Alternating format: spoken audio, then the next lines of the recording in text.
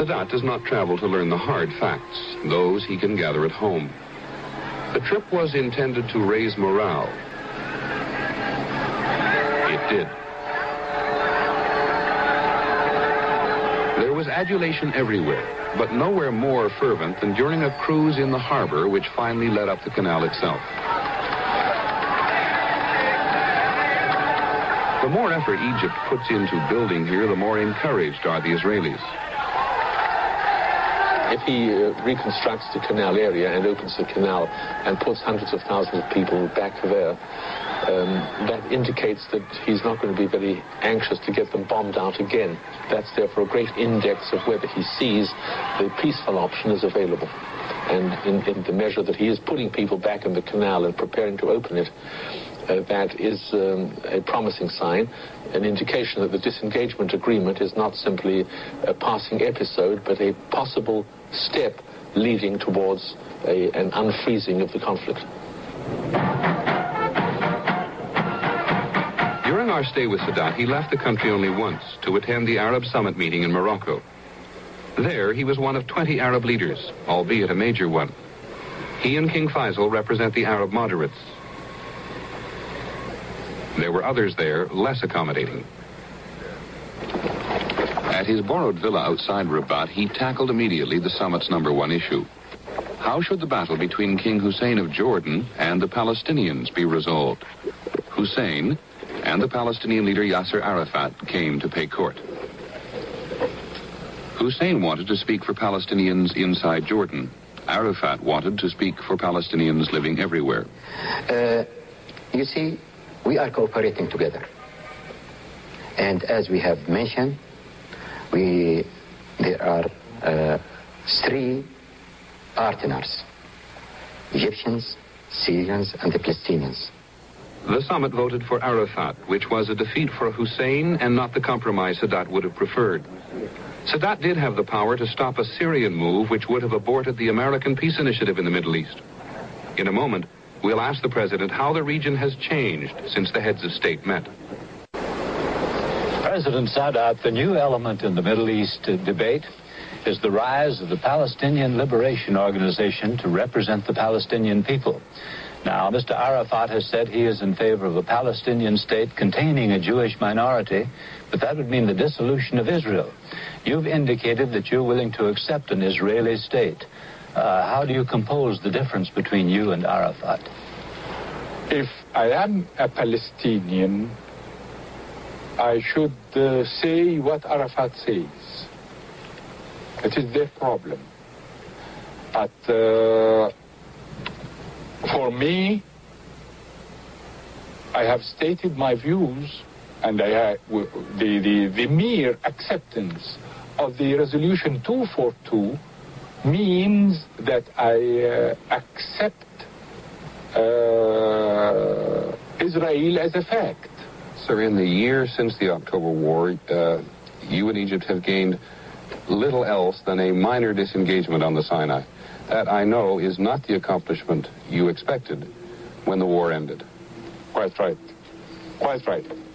I should have liked that more progress would have taken place, but I am a man of realities. I don't dream.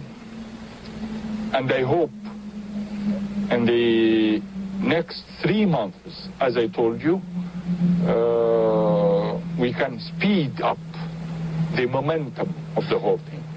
Are you, as President of Egypt, and is your nation prepared to live in peace with an Israel which does not expand beyond the 1967 borders?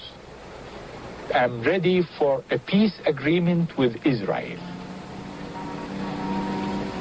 And this is valid up till this moment. I said much more than this. Let us do our best to end the state of belligerency that has already taken more than 26 years between the Arabs and the Israelis. How much pressure is on you, Mr. President? If you didn't have the pressure of the wide variety of opinion in the Arab world on you, would you move faster? Would everything be easier? I'm ready. I'm ready to move faster. But My friend, just give me something concrete, and I am ready this moment to start and work. Well, what is concrete, if we may look at the very next small step? You want to know it practical on the ground? Exactly. Very well. I may tell you this. Israel must move on all the fronts. On the Egyptian front, the Syrian front, the Jordanian front, the Palestinian front now. But what I can give is this. The end of the state of belligerency that has already taken more than 26 years up till this moment. More than that, I'm going to ask a third party, like the United States. The United States has special relations with Israel. And I consider myself now the friend of the United States. Well, why not the United States come and guarantee both of us? Has Henry Kissinger let you down in any way over the last year? Not at all. Not at all. Henry Kissinger has always been up to his word.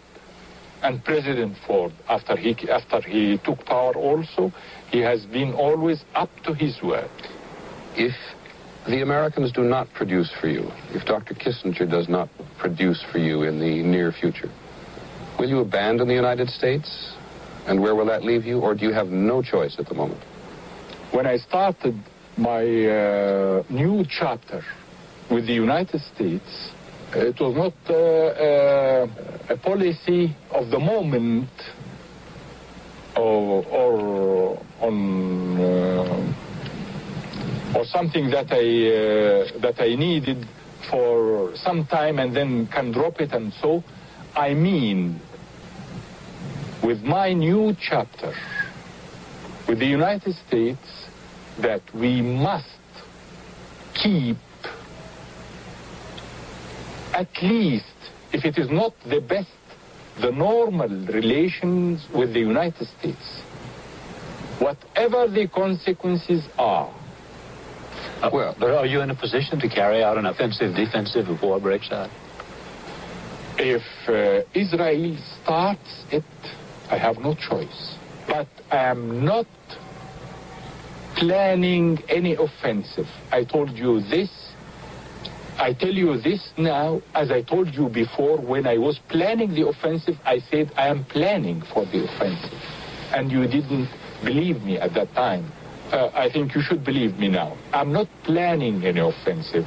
The Arabs are not planning. Syria also is not planning any offensive. At the beginning of this broadcast, the beginning of the Sadat biography, which we've just seen, Howard K. Smith said that the Americans were lucky to have Anwar Sadat because he was a moderate Arab leader.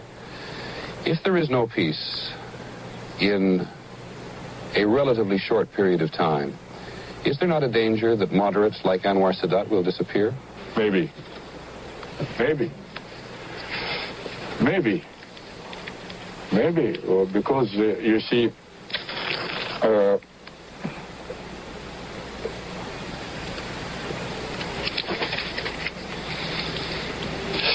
people all over the Arab world are starting to feel frustration. But I think, and I'm sure also, that the United States can play the main role in keeping the momentum and in achieving peace in this area, because, frankly speaking, all the cards are in the hands of the United States. Thank you, Mr. President. Thank you very much, President Sadat. Sadat Action Biography.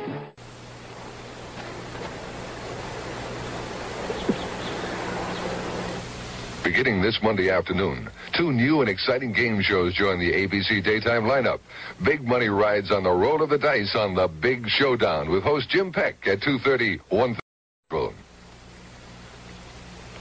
Later, you've got to think fast and move fast to be a winner on The Money Maze, Monday at 4, 3 Central here on ABC.